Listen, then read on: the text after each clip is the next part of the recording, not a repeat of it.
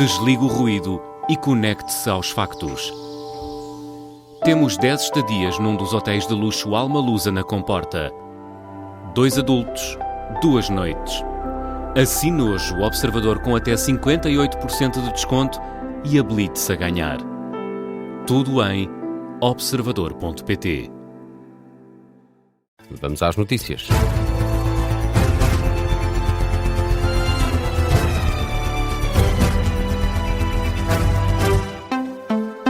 Jornal da Uma na Rádio Observador, com o Miguel Cordeiro. Em destaque, Miguel, a ronda negocial no Ministério da Educação. O Governo quer avançar com um concurso contínuo para a contratação de professores. Os sindicatos estão contra. E por isso, esta é uma ronda negocial que fica marcada por protestos à porta do Ministério da Educação. O Governo negocia a carreira dos professores com um protesto da FENPROF à porta.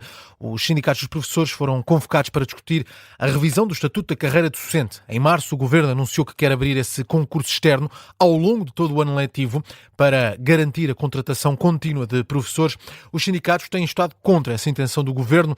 A jornalista Teresa Freire está a acompanhar esta ronda negocial. E agora em direto, Teresa, apesar do protesto em curso, a FENPROF reúne mesmo com o Governo. A FENPROF já está reunida com o Governo, entraram os 2 secretários-gerais para falar então com o Ministro da Educação. Do lado de fora continuam professores da FENPROF, são cerca de 50, têm bandeiras, estão a cantar músicas, exigem negociações e não a imposição das coisas que o Governo considera serem melhores. Na última ronda de negociações, é importante recordar isto, em março, houve outro sindicato, o STOP, que por se manifestar do lado de fora acabou por não ser recebido pelo Ministro da Educação, Fernando Alexandre, e portanto aguardava-se para se saber se de facto a FENPROF ia poder ou não reunir. De facto essa reunião já está a acontecer. Antes da FENPROF reunir com o Ministro, também reuniram outros 2 sindicatos, primeiro a FNE, a Federação Nacional dos Sindicatos dos Professores, e entretanto também a CIP, o Sindicato Independente de Professores e Educadores. À saída, Júlia Azevedo, em representação do CIP, há uns minutos, disse que está satisfeita porque há propostas que foram ouvidas pelo Ministro. Nós vimos satisfeitos porque houve uma grande melhoria em relação aos pressupostos da anterior proposta. Aliás, podemos dizer que vieram mesmo de encontro às propostas do sindicato que apresentamos ao Ministério e que houve uma alteração até do paradigma. Júlia Azevedo, à saída desta reunião com o Ministro da Educação, Fernando Alexandre, estavam marcadas 4 reuniões para esta manhã, uma a cada hora, a partir das 9 da manhã, mas acabaram por se atrasar todas. Neste momento, à 1 da tarde, está a decorrer a terceira, entre o Ministro da Educação e a FENPROF. Falta depois ainda outra com o STOP. Sabe-se desde já que já a data para a próxima ronda de negociações será na próxima segunda-feira, dia 27 de abril. Teresa Freire, com as negociações no Ministério da Educação, acontecem ao longo do dia de hoje, a discussão em torno desse concurso externo que o Governo quer abrir para garantir a contratação de professores ao longo de todo o ano letivo.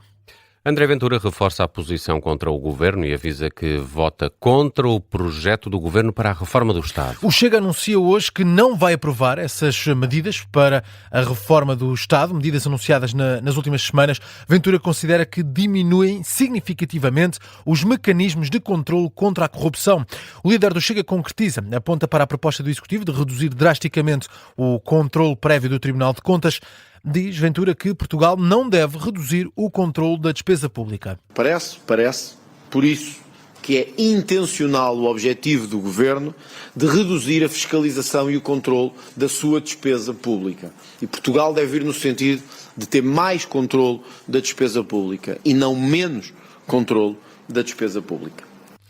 O líder do Chega reitera que nestes termos o país não pode aceitar a proposta do Governo.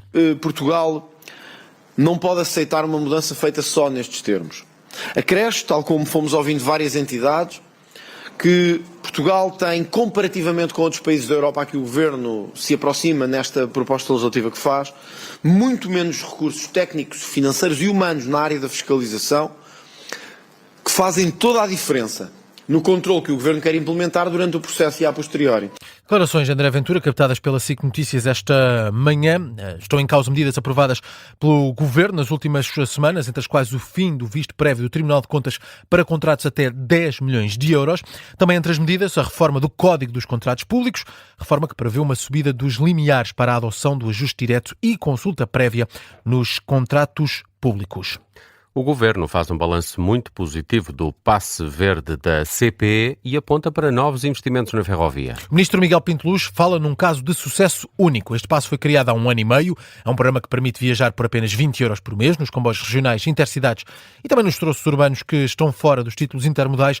O ministro das Infraestruturas aponta para números muito positivos. 1 milhão de passes verdes ferroviários vendidos. Temos hoje mais de 70 mil passes ferroviários ativos no mês de março, e dos quais 84% foram registados através de meios digitais. E, portanto, o passe verde ferroviário hoje é digital. Sabemos que tem uma grande procura, a capacidade está no limite e, por isso, o Governo, como sabem, tomou uma decisão histórica de adquirir 195 novos comboios para a CP, o maior investimento de sempre. Até 2030, todos os anos, não teremos um único ano sem receber novos comboios. Defende Pinto Luz que só com novos comboios pode ser possível resolver o problema da capacidade e anuncia também um investimento de 1.800 milhões de euros em novos veículos. Deixa também o Ministro mais novidades. A partir de maio, portugueses que hoje têm o seu cartão de cidadão, a carta de condução no gov.pt, passarão a ter também nos seus telemóveis o passe verde ferroviário. E, ainda a semana passada, reunimos as grandes empresas do setor dos transportes, do setor público, e sinalizámos a vontade de rapidamente apresentarmos um passe que tenha caráter nacional. O passe verde ferroviário foi um sucesso e estamos a trabalhar para, nos próximos meses, podermos apresentar uma solução de um passe intermodal, mas à escala nacional. Palavras do Ministro das Infraestruturas e da Habitação. Em Espanha, António José Seguro está a ser recebido no Palácio Real, em Madrid. Encontro com o rei Filipe VI, a primeira visita oficial de António José Seguro como Presidente da República. Seguro hoje vai também encontrar-se com Pedro Sánchez, líder do governo espanhol. No Palácio Real, em Madrid, António José Seguro tem um encontro com o rei e vai já de seguida ter também um almoço com Filipe VI. Agenda preenchida nesta primeira visita oficial de António José Seguro como Presidente da República. Miguel, que outras notícias estão a marcar a atualidade? O número de desempregados inscritos nos centros de emprego caiu cerca de 10% em março. De acordo com os dados divulgados hoje pelo IFP, estavam inscritas até ao final de março mais de 295 mil pessoas nos institutos de todo o país. Também o número de casais desempregados recuou em março, quase 10%. Estamos a falar de casos em que as duas pessoas do casal estão desempregadas. São agora cerca de 4.500 casais nessa situação em que ambos os cônjuges estão sem emprego, mas há também uma queda nesses valores.